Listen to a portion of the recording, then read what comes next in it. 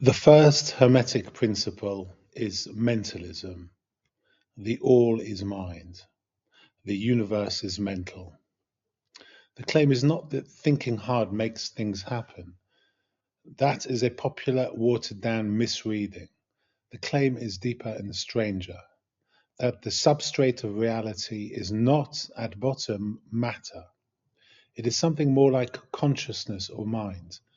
And the physical universe is a kind of thought within it, the way an idea exists within a mind before or instead of existing as an object in space. Judaism has its own doctrine here, and it is older than the Hermetic formulation by well over 1,000 years, and considerably more rigorous. The Kabbalists speak of Ein Sof, literally without ends, or the infinite. Ein Sof is not a being among beings. It is not a God in any countable sense. It is the ground of existence itself, prior to any attribute we could name, prior even to the names wise or powerful or good, because all attributes are limitations, and Ein Sof, by definition, has none. This is not a fringe mystical add-on to Judaism. It is the logical endpoint of the Torah's own insistence, going back to the Ten Commandments, that God cannot be pictured, cannot be reduced to an image, and cannot be contained. Now look at how the world comes into being according to Genesis. God does not sculpt the world the way a potter shapes clay, or the way Hermetic and Egyptian myth sometimes depicts craftsman gods. God speaks. Vayomer Elokim Yehi Or, and God said, "Let there be light." 10 times in the first chapter of Genesis, the text repeats some version of "and God said." The Mishnah in Pirkei Avot actually counts this. The world was created with 10 utterances. Speech, in the Torah's account of creation, is the mechanism of physical reality. That is about as close to the universe is mental as you could ask a text to get, 3,000 years before the Kybalion.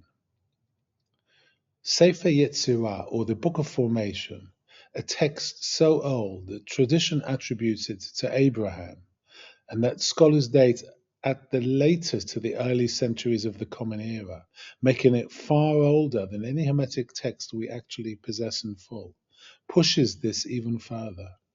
It describes creation happening through 3 types of expression: Sefer, Safar, and Sipur, text, number, and narration, or in a more modern rendering, information, mathematics, and communication. And centrally, creation happens through the 22 letters of the Hebrew alphabet, combined and permuted, functioning less like ordinary language and more like the source code of reality. The physical universe, on this account, is not a machine built out of matter that happens to also contain minds. It is closer to a thought, structured by letters and numbers, sustained continuously by the mind that is thinking it. This is not merely poetic. The 18th century Hasidic masters, especially the Baal Shem Tov and his students, drew out the practical implication with total seriousness. If the world is sustained by ongoing divine speech, rather than created once and left to run on its own like a wound clock, then creation is happening right now, in this instant, as much as it happened at the beginning of Genesis. Nothing exists independently. Nothing is just matter, inert and mindless. Everything is, at every moment, an active thought being held in being. Stop the thought, even for an instant, and there is no leftover matter sitting there without it. There is simply nothing, because matter was never independent of mind to begin with. Compare this to the Hermetic claim directly. The all is mind, the universe is mental. Manly Hall would say the parallel here is not a coincidence of vocabulary.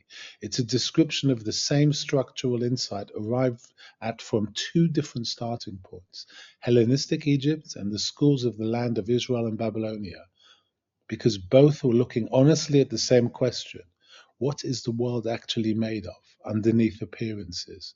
And both independently rejected pure materialism.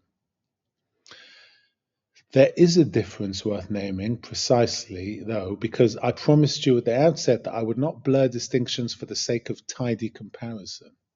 The Hermetic all, as formulated in the Kybalion, tends towards something impersonal, a cosmic mind, closer to a philosophical principle than a will.